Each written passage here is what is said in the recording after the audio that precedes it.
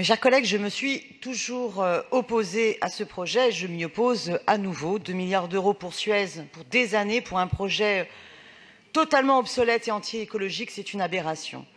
Mais je voudrais d'ailleurs, pour commencer, vraiment remercier les citoyens et citoyennes du 13e arrondissement qui se sont impliqués, qui m'ont aidé pendant toutes ces années dans la compréhension de ce dossier, et surtout le collectif 3R qui fait un travail remarquable d'information, de sensibilisation et d'élaboration d'un projet alternatif. Mes chers collègues, il est demandé au Conseil de Paris de voter une délibération qui donne un avis favorable au projet d'usine d'incinération d'Ivry-Paris 13. Plusieurs avis du Conseil de Paris en ce sens ont déjà été donnés. Mais je vais vous demander aujourd'hui vraiment d'y réfléchir et de reporter cette délibération. Reporter cette délibération parce qu'en effet, la lecture du dossier de demande d'autorisation apporte un éclairage nouveau sur le scénario d'évolution des quantités de déchets à traiter, permettant de justifier le projet et son dimensionnement. En premier lieu, comme le rappelle la délibération à voter, ce projet était classé comme projet d'intérêt général, PIG, la priorité absolue des réglementations étant la prévention des déchets. Le SICTOM indique dans ce PIG qu'il reprendra strictement l'objectif de la loi de transition énergétique pour la croissance verte. Excusez-moi, j'ai toujours du mal à m'y faire à cet intitulé, parce que pour moi, une croissance verte, c'est une aberration totale. Bon, passons. Pour dimensionner le projet.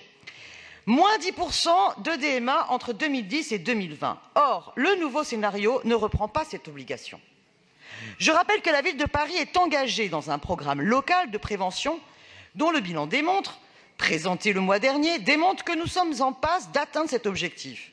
Le scénario du SICTOM ne le voit pas atteint en 2020 ni en 2025, mais en 2030. Est-ce que cela veut dire que le SICTOM pense qu'il n'y aura pas de prévention entre 2020 et 2030 sur Paris? En deuxième lieu, je vous informe que le contexte réglementaire a complètement changé depuis le 22 mai dernier. En effet, la directive européenne relative aux déchets vient d'être adoptée par le Conseil européen et s'impose maintenant à tous les États membres. Le SICTOM ne l'a pas anticipé et pire, n'a pas retenu que son projet devait être compatible avec un objectif de recyclage minimum. Cela était pourtant facile puisque la loi sur la transition énergétique pour la croissance verte propose un objectif flou, pas directement applicable aux déchets municipaux que le SICTOM traite. Comme vous le savez, tout projet de traitement doit être compatible avec le plan régional, qui lui-même reprend l'objectif national.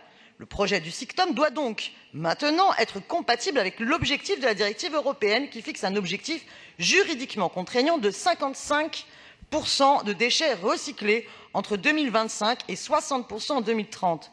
Certes, cet objectif pourrait être adapté en fonction des spécificités de notre territoire dans le plan régional. Mais le taux de recyclage par lequel le projet devra être compatible ne sera certainement pas de 30% en 2030 comme le prévoit actuellement le SICTOM.